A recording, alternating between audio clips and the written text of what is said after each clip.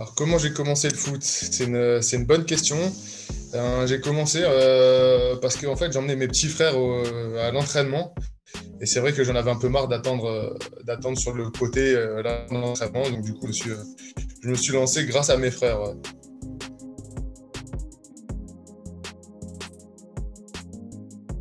Et ben, j'ai commencé dans le village à Ernolsheim-sur-Bruche.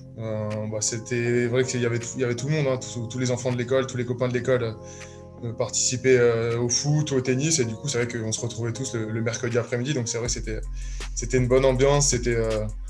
C'était bonnard, comme on dit. Hein, c'était familial. Et franchement, c'était des sacrées années. Ouais.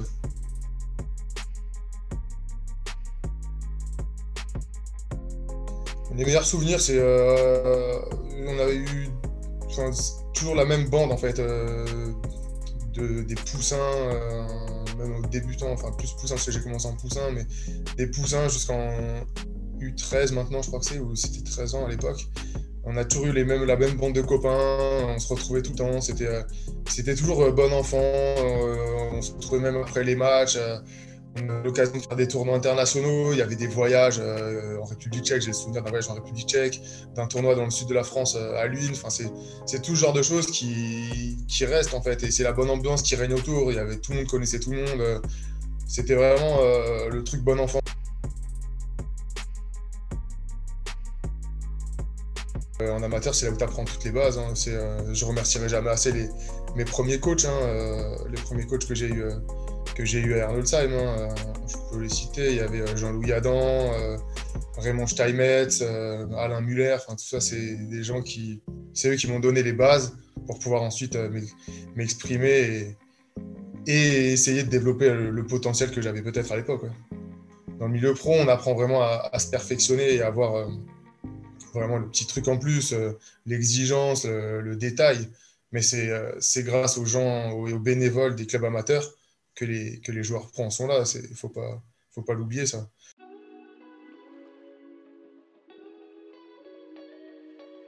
Il se trouvait que lorsqu'on est dans des petits clubs régionaux, on avait la chance de faire ce qu'on appelait les sélections régionales pour pouvoir intégrer l'équipe d'Alsace de notre catégorie d'âge. Et lorsque j'avais 13 ans, j'ai intégré l'équipe d'Alsace, donc après plusieurs tours de détection. Et on a eu l'opportunité de faire un tournoi inter-région. Il me semblait que c'était à Grand-Villars, en Franche-Comté. Et lors de ce tournoi, j'ai été repéré par plusieurs clubs, plusieurs clubs professionnels qui m'ont demandé de faire des essais. Et du coup, je suis parti faire un essai à Sochaux. C'était le premier essai que je faisais. Et j'ai signé comme ça au centre de formation de Sochaux.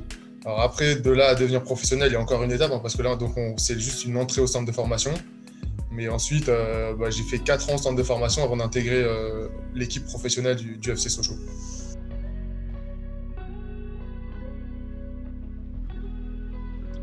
C'est une question qui est un peu embêtante. Non, c'est vrai que le Racing, l'histoire, elle s'est jamais déroulée comme il aurait fallu, parce que j'aurais dû intégrer le Racing quand j'étais en quatrième. Et ça s'est pas fait. Je me demande d'ailleurs toujours pourquoi, alors que j'étais en équipe d'Alsace déjà à cette époque-là. Ils ont préféré prendre un autre gardien. J'ai jamais vraiment eu le fin mot de l'histoire. Hein. J'ai jamais su pourquoi ce choix avait été fait. Alors que les performances étaient bonnes en club, elles étaient bonnes en équipe d'Alsace. J'ai été reconnu en Alsace, hein, du moins à ce niveau-là. J'ai jamais compris. Alors c'est un choix d'homme, hein, je pense, hein, mais c'est dommage. Ça reste un des petits regrets quand même que j'ai pour l'instant de jamais avoir pu jouer pour le Racing.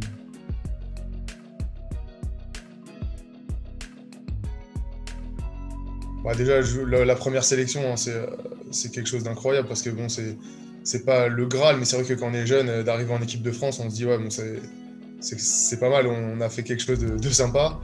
Il y a beaucoup de souvenirs parce qu'on a eu pendant 4 ans que j'ai pu côtoyer ces équipes de France. On a beaucoup voyagé, donc quand on est jeune, de pouvoir voyager, c'est extrêmement enrichissant, pas seulement sur le plan du football, mais sur le plan personnel aussi. Ça permet de découvrir d'autres cultures, de se former, de rencontrer d'autres personnes aussi. Et ça, je crois que c'était ce qui m'a le plus plu là-dedans.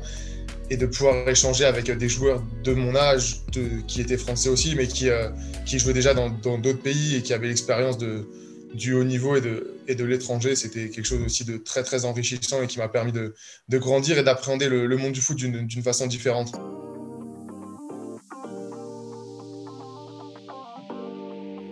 Mon meilleur souvenir dans le foot d'Algiers, j'en retiendrai un, c'est la finale de la Coupe Gambardella qu'on a gagnée avec le FC Sochaux en 2007. C'est quelque chose qui marquera, qui restera gravé parce que c'était en fait l'aventure d'une bande de potes. Et de l'avoir gagné avec ces mecs-là, avec qui on est toujours resté en contact, on est toujours en contact encore 10 ans, 15 ans après, ça restera à jamais.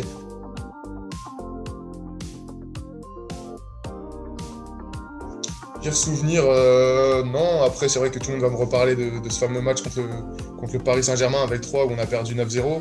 Mais c'est vrai que quand on est gardien, prendre 9 buts, c'est jamais évident, mais c'est pas non plus.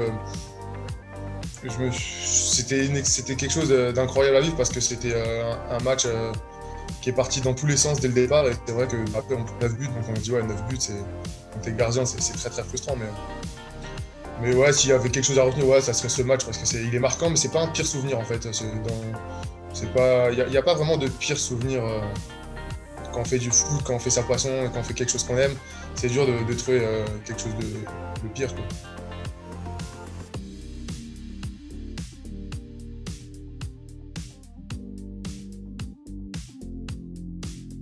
Ouais, c'est un match un peu particulier parce que c'était un match de Coupe de France. Ça intervient toujours le 2 ou le 3 janvier. Là, je crois que c'était le 5 aussi, donc à peine après les fêtes.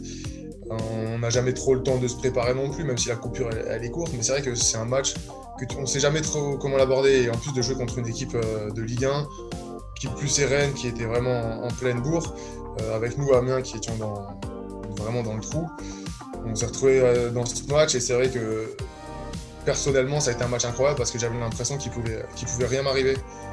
Au bout de 2-3 minutes, je fais un double arrêt, je sais pas comment. Enfin, tout tournait dans le bon sens, on avait la réussite de notre côté. Et on arrive jusqu'au pénalty. Et c'est vrai que sur ces pénaux, je suis un peu, ça me laisse un petit goût d'inachevé parce que je me suis pas rendu compte, mais à un moment donné, on avait la balle de la gagne. Et si j'avais pu le tirer, si jamais j'avais eu la chance de le marquer, ça aurait été incroyable parce que en tant que gardien, de pouvoir tirer un penalty dans un stade plein sur une séance de tir au but, c'est quelque chose qui arrive très très rarement. Et c'est vrai que si j'avais un petit regret, ça serait ça, c'est de ne pas avoir tilté plus tôt pour pouvoir tirer ce péno.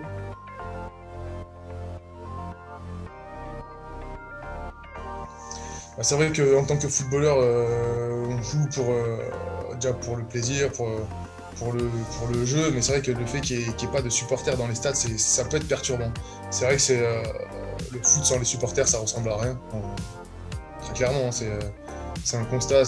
Arrive dans un stade vide, c'est pas que ça fait peur, c'est que il manque quelque chose. Il manque le supplément d'âme qui fait que pourquoi tu joues, quoi. Donc c'est vrai que c'est très très particulier cette saison avec toutes les mesures, au-delà du fait qu'il n'y ait pas de supporters, toutes les mesures qui sont mises en place, le fait d'être testé régulièrement pour voir si on a le Covid, si on peut jouer. Il y a toujours cette épée de Damoclès au-dessus de la tête. Enfin, c'est assez. Ça a une ambiance qui peut être un peu pesante de temps en temps.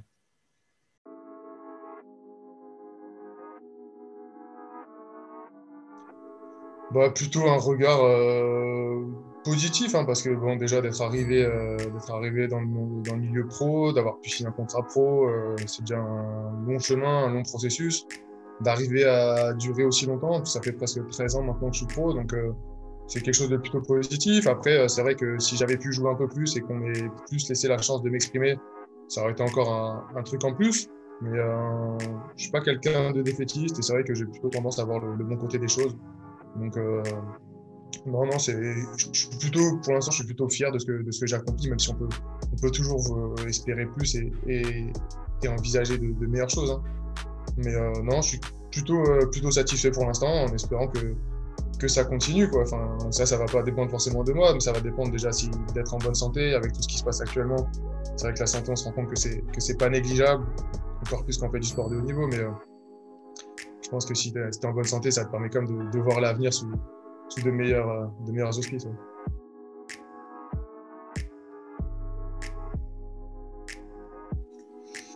Ouais. Pour la suite, déjà sportivement, qu'on se maintienne avec le club du FC Lorient, je pense que c'était l'objectif de début de saison, il n'a pas changé. C'est vrai que j'ai un peu l'habitude de jouer le maintien, ça fait quelques années maintenant que je joue dans des clubs qui se sauvent des fois à la dernière journée, à la dernière seconde, donc c'est quelque chose dont j'ai l'habitude et que j'espère qu'on arrivera encore à faire cette année. En tout cas, tout va être mis en œuvre pour réussir. Et ensuite, après, ce que je disais avant, hein, c'est d'être en bonne santé. Je pense que ça, c'est vraiment la chose primordiale, hein, et que ça soit pour moi ou pour tout le monde, vraiment que tout le monde se sorte de cette période compliquée du mieux possible et sans être trop atteint par ce qui se passe, quoi. Parce que là, au-delà il y a le sport, hein, mais le sport, ça reste secondaire par rapport à tout ce qui peut se passer actuellement.